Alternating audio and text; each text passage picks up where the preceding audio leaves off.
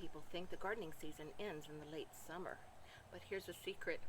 You can still keep harvesting fresh vegetables all through fall, even into the winter. If you have any bare spots in your garden where the summer crops are done, don't let it go to waste. With the right crops and the right timing, you can keep your garden productive well past the first frost. Today, I'll share with you what to plant, when to plant, and how to protect those crops so that you'll still be harvesting when most gardens are done.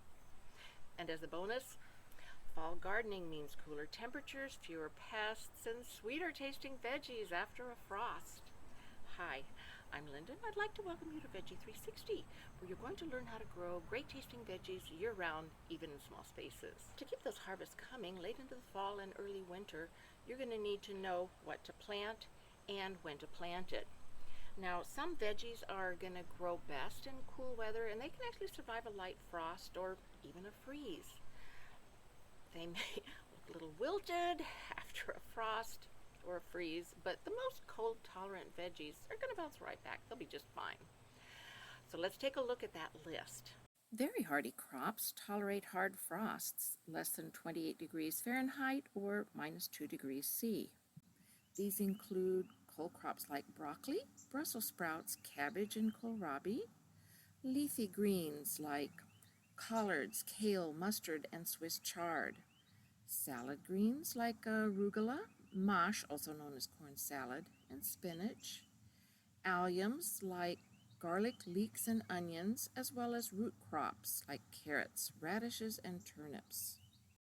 Frost-tolerant crops will tolerate light frosts, 28 to 32 degrees Fahrenheit or minus 2 to 0 degrees C.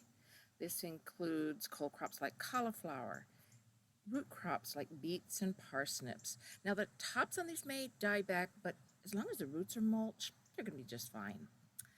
Bok choy and lettuce, peas, celery, as well as herbs like parsley, cilantro, and rosemary. Which of these do you like to grow in the fall? Let me know in the comments below. I'd love to hear what works well in your garden. When to plant is all about timing, and it depends on the average first frost date and days to maturity.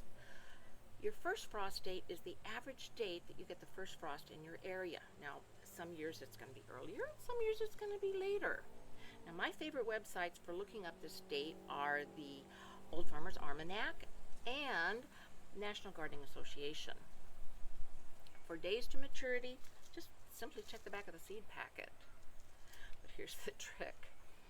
Because the fall days are going to get progressively shorter and colder, plant growth is going to start slowing down, so you're going to need to add 15 extra days to what's listed on the back of the packet for the days to maturity.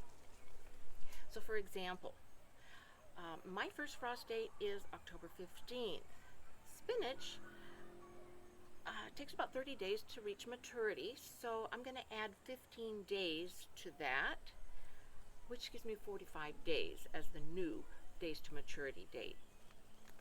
So I count backwards from October 15th, 45 days, which gives me a planting date of August 31st. Want to keep harvesting even after first frost? Well, that's where frost protection comes in. A simple row cover, a cloche, or even a mini hoop house can buy you several weeks or even several months of extra growing time. I've linked another video in the description where I walk through season extension methods in detail. So don't pack up your tools quite yet. By planting cool weather crops and timing them just right, you can roll smoothly from the summer garden into the fall garden and keep enjoying fresh veggies long after most people are done with their gardens. If this video gave you some ideas for a fall garden, give it a thumbs up and subscribe for more year-round gardening tips. Let me tell you, it's just hard to beat fresh veggies harvested well into the fall and late winter. There's nothing quite like it. Thanks for watching. Bye-bye now.